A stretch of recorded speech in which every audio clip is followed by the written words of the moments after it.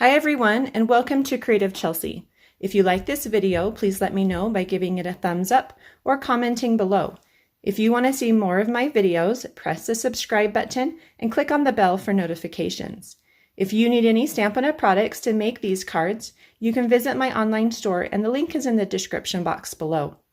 When you purchase Stampin' Up! Products through me, you can earn free products. Check out my current customer appreciation products on my blog, and the link is listed below in the description. Today I'd like to share with you my cards I created using the November 2021 Sheetload of Cards by Call Me Crafty Al. Every month, Alicia from Call Me Crafty Al creates these fun templates, and it makes multiple cards, and she mainly focuses on using pattern paper. And so today's template created 6 cards, and she does use 3 different patterns. You can see here those patterns, but today I wanted to show you a version with just 2 patterns of paper.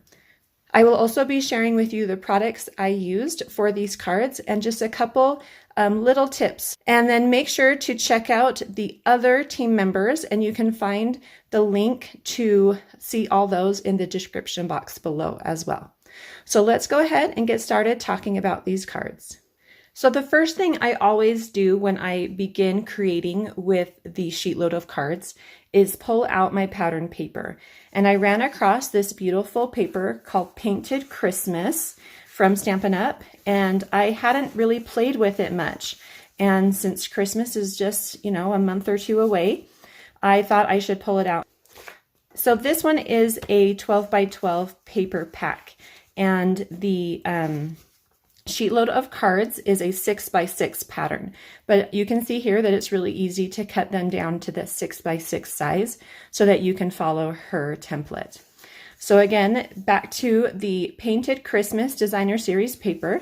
They are double-sided, so we have 2 beautiful sides of patterns that are Christmas in themed. And then this also coordinates with some fun products. It's all part of the Painted Christmas suite.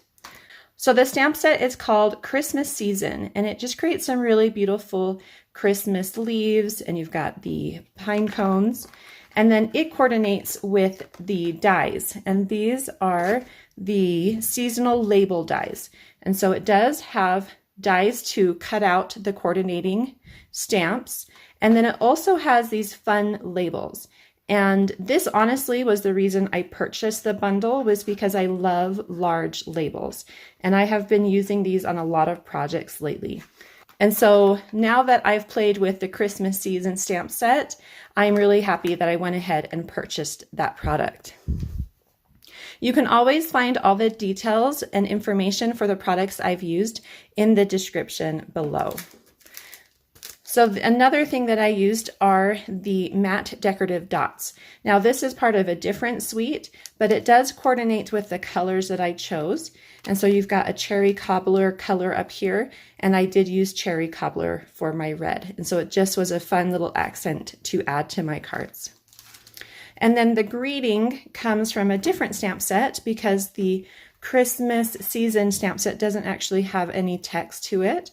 And so I used the Encircled in Warmth, and I just love this one here. It says, wishing you love, joy, and happiness this coming year. And so I stamped that, and he embossed it in white on some garden green cardstock. So just a couple other things that I did that are a little different from her template.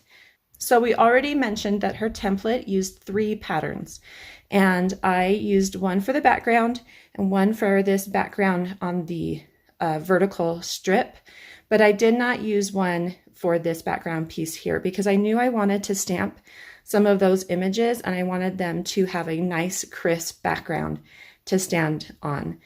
And then the other thing that I changed a little bit was just something to fit my greeting. So right here, she has a skinny greeting that goes all the way across, and I needed something just a little bit bigger to fit the greeting. And I brought it down and lined it up with the bottom edge here of this piece. Now, something else that I did that was a little different that really made the card feel special is I popped up this center panel here. So I'm not sure if you can see that, but there's some dimensionals back there. And you might not be able to tell on video, but that little bit of dimension really changes the way the card feels. So let's go ahead and look at these cards one last time.